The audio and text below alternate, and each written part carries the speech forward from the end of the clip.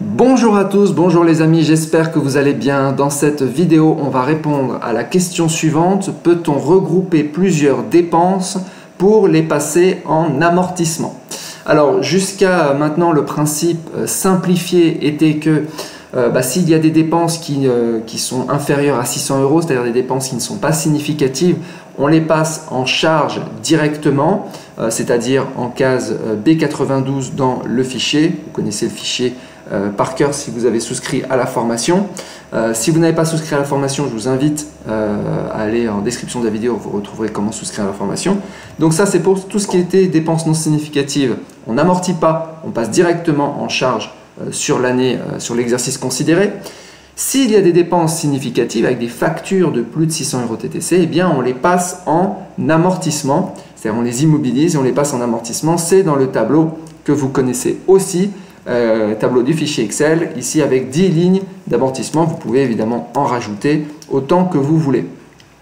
La question qui se pose ici, c'est que peut-être que vous avez acheté plusieurs mobiliers avec des factures qui sont inférieures à 600 € et donc que vous voulez rassembler. Peut-être que vous avez par exemple 10 factures à 100 €, ça fait 1000 € en tout et vous vous dites tiens, j'ai refait mon plafond, j'ai refait mon sol ou j'ai refait ma cuisine, mais j'ai plein de petites factures, j'aimerais les combiner, les regrouper ensemble pour pouvoir amortir la totalité sur 10 ans par exemple.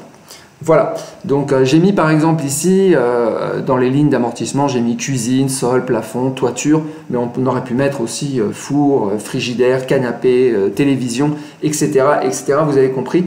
La question, c'est que par exemple sur une cuisine, peut-être que vous avez plein de petites factures. Est-ce qu'on peut mettre une ligne cuisine comme ça et rassembler, faire la somme de toutes les factures que vous avez payées et les mettre dans montant? C'est ce qu'on va voir dans cette vidéo. Tout de suite, je vous donne le texte de loi. Alors le texte de loi, il est ici. Je suis allé sur le site plancomptable.com. C'est la section 311.2. Je vais mettre le lien évidemment en description comme d'habitude, description de la vidéo. Alors, lorsque les éléments, on va lire ensemble, parce que vous savez, c'est toujours très très précis, et puis c'est une matière un peu à interprétation, c'est de la comptabilité. Lorsque les éléments constitutifs d'un actif sont exploités de façon indissociable, un plan d'amortissement unique est retenu pour l'ensemble de ces éléments. Alors avant de lire la suite, en fait, c'est vraiment la phrase qui est très très importante.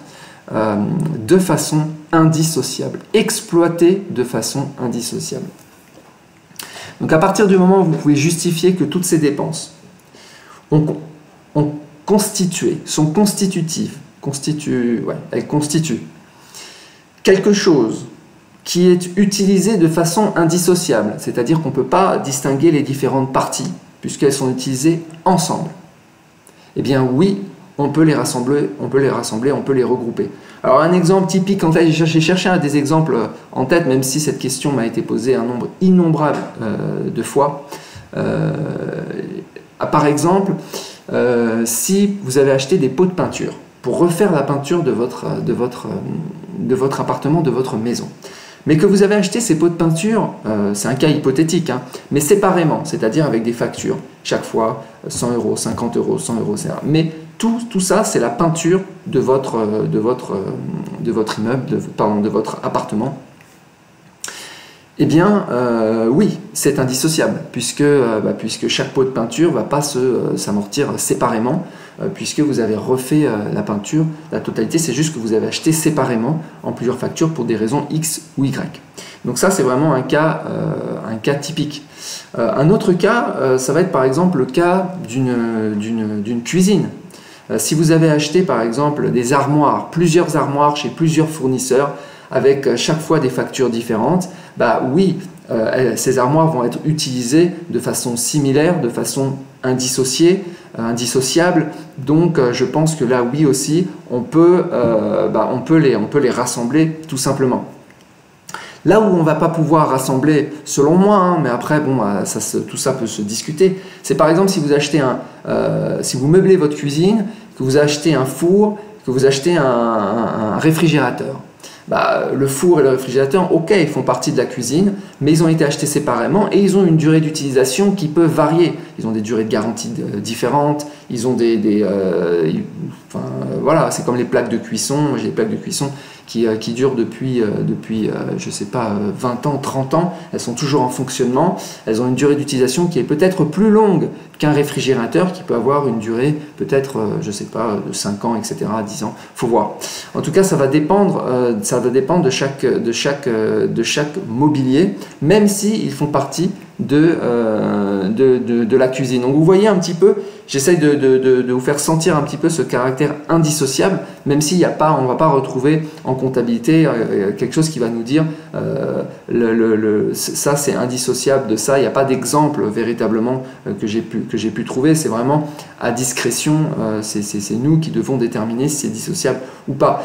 Si on refait par exemple le sol, bah, évidemment on peut imaginer que les carreaux qu'on a mis au sol, les joints entre les carreaux, etc., et la main d'œuvre aussi, bah, peut-être que tout ça forme un groupe indissociable qui concerne le sol, et qu'à un moment donné, peut-être au bout de 10 ans, 15 ans, il faudra refaire le sol, et donc il faudra réacheter des carreaux, réacheter de la colle, réacheter de la main d'œuvre pour constituer cet élément indissociable.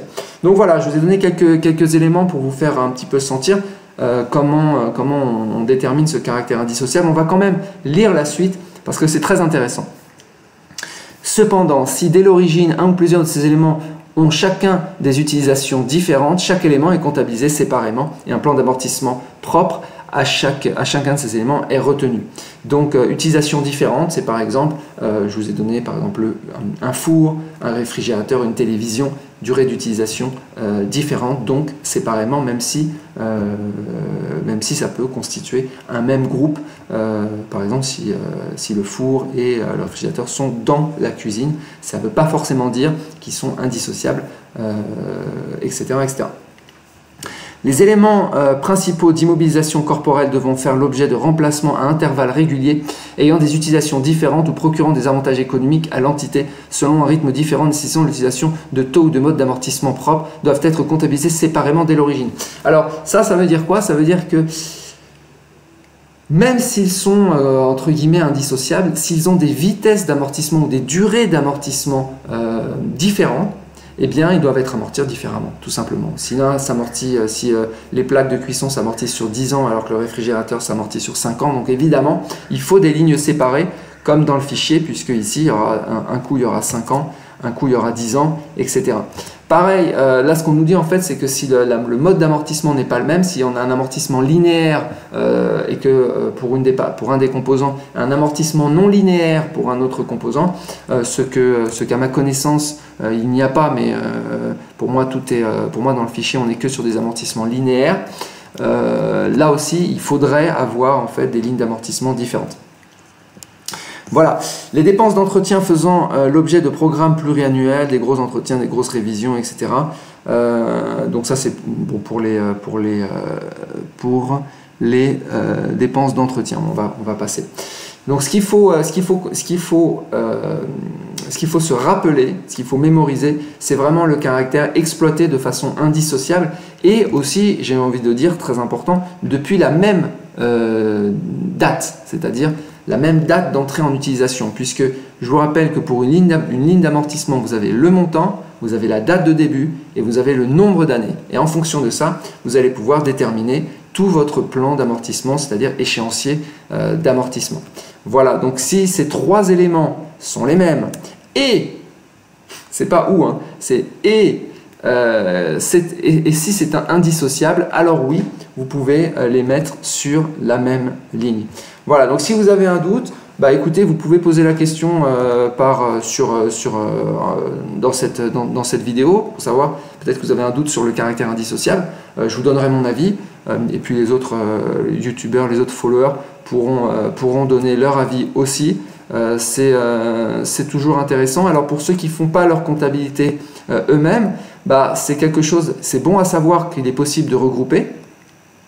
Et puis ça va vous permettre de discuter, de challenger votre comptable en lui disant bah, là tu as passé en charge, c'est pas très intéressant pour moi parce que peut-être que vous ne voulez pas créer de déficit, etc. Donc vous préféreriez peut-être passer en amortissement, donc vous allez demander à votre comptable de regrouper. Et là, il va vous dire, bah oui, mais je ne peux pas parce que les factures sont moins de 600 €. Vous allez dire, oui, mais on peut les regrouper parce que c'est indissociable. Et là, va naître une discussion avec votre comptable et ça va être intéressant si vous avez des retours par rapport à ces discussions. Ça m'intéresse aussi, on pourra faire je pourrais ajouter ces témoignages peut-être dans d'autres vidéos.